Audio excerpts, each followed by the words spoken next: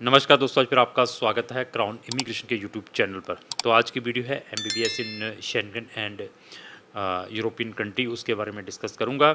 बच्चों के रिजल्ट्स के बारे में डिस्कस करूंगा, जिनके एडमिशन्स अप्लाई किए थे, जिन बच्चों ने सितंबर अक्टूबर में वहां पर जाकर एमबीबीएस करनी है।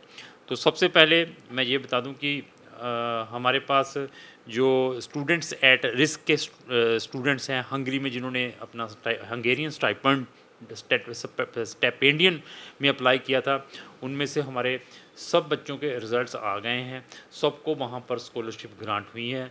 मेरे पास अप्रोक्स आई थिंक 16 या 17 स्टूडेंट थे जो हंगरी से रिलेटेड हैं। तो उनमें एक स्टूडेंट का हम रिज़ल्ट वेट कर रहे हैं।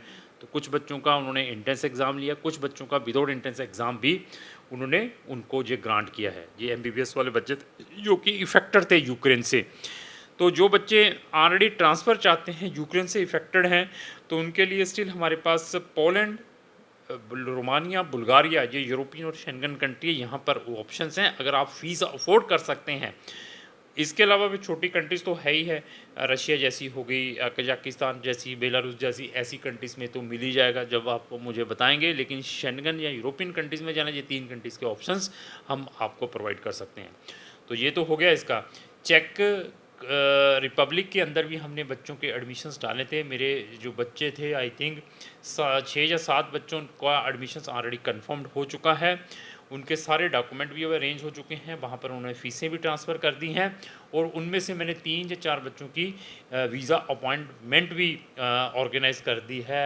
ये जो एम्बेसी है चेक की इंडिया के अंदर, तो उनके अभी वीज़ा भी डालेंगे। वीज़ा के लिए क्या रिक्वायरमेंट है, क्या प्रिकॉशंस लेने हैं, कौन से डॉक्यूमेंटों को ट्रांसलेशन करना है, जब एम्बेसी में इंटरव्यू होती है कौन से क्वेश्चंस पूछे जाते हैं, उनके भी टिप्स प्रोवाइड किए जाते हैं। क्योंकि चेक रिपब्लिक जो कंट्री है, उनकी जो एम्बेसी दिल्ली के अंदर है, दे आर रिजिड, तो उनको भी अभी हम इमीडिएटली डालेंगे। पोलैंड के अंदर भी 6 या 7 बच्चों के एडमिशन्स हमारे ऑलरेडी कंफर्म्ड हो चुके हैं, जिनमें से 3 बच्चों ने फ़ीस भी ट्रांसफ़र कर दी है यूनिवर्सिटी के अंदर। उनमें से एक बच्चे की हमने वीज़ा अपॉइंटमेंट भी ऑलरेडी ऑर्गेनाइज़ कर दी है। तो अभी हम उनका वीज़ा फ़ाइल भी इमीडिएटली एम्बेसी के अंदर सबमिट करवाएंगे। इसी तरीके से हमारे पास एस्टोनिया में एक बच्चे का एडमिशन हुआ है। एस्टोनिया में सैट चलता है, सैट है जहाँ बीमेट है, कुछ यूनिवर्सिटी का अपना एग्ज़ाम रहता है, तो उसमें एक बच्चे का एडमिशन हुआ है। लिथुनिया के अंदर 2 बच्चे एमबीबीएस के लिए एडमिशन्स ऑर्गेनाइज़ किया है।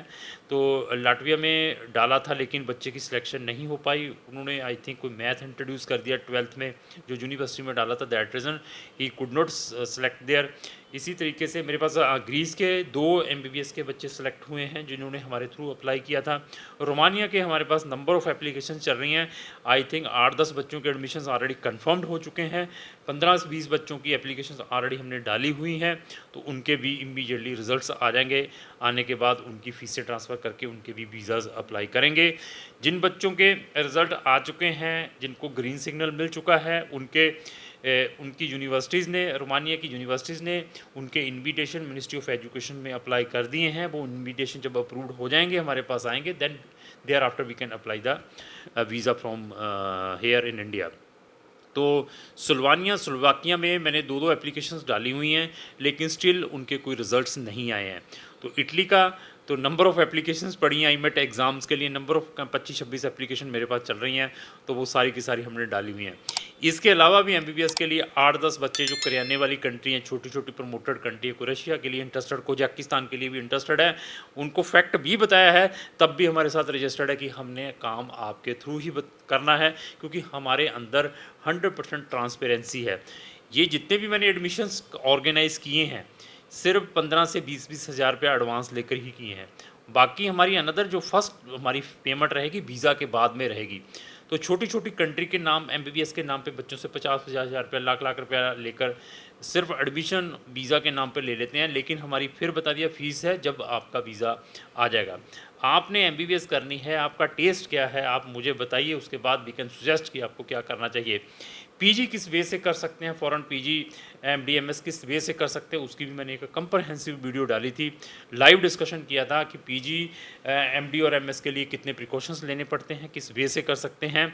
और एमबीबीएस करने से पहले क्या प्रिकॉशंस लेने हैं, ऐसे बहुत सारी वीडियोस मैंने ऑलरेडी डिस्कस की है। अगर आपने रियली एक अच्छा डॉक्टर बनना है, आपके पास बजट है, तो बेस्ट कंट्रीज़ की ओर तवज्जो करें इंस्टेड ऑफ ये जो कंट्रीज़ हैं छोटी-छोटी, जहाँ पर हम भेड़-चाल की तरह चले हुए हैं कि चलो जी चलो वहाँ जाकर हम डॉक्टर की डिग्री ले लें। तो एमबीबीएस में नंबर ऑफ़ स्टूडेंट्स हम भेजते हैं। इवन आपने एमबीबीएस ऑलरेडी कर ली हुई है, आप एक एफएमजी स्टूडेंट हैं, इंडिया में आकर आपका टेस्ट क्लियर नहीं हो पा रहा है, तब भी हम आपको बेस्ट ऑप्शंस दे सकते हैं। इवन आप ऑलरेडी एमबीबीएस की है, फिर भी फॉरेन कंट्रीज़ में सेटलमेंट के ऑप्शंस देख रहे हैं, किस कुछ कंट्रीज़ में पीआर देख रहे हैं, फर्दर स्टडीज़ देख रहे हैं, क्राउन इमिग्रेशन के पास वो भी ऑप्शंस है। क्या आपका वो कंसल्टेंट इतने ऑप्शंस आपको प्रोवाइड कर सकता है?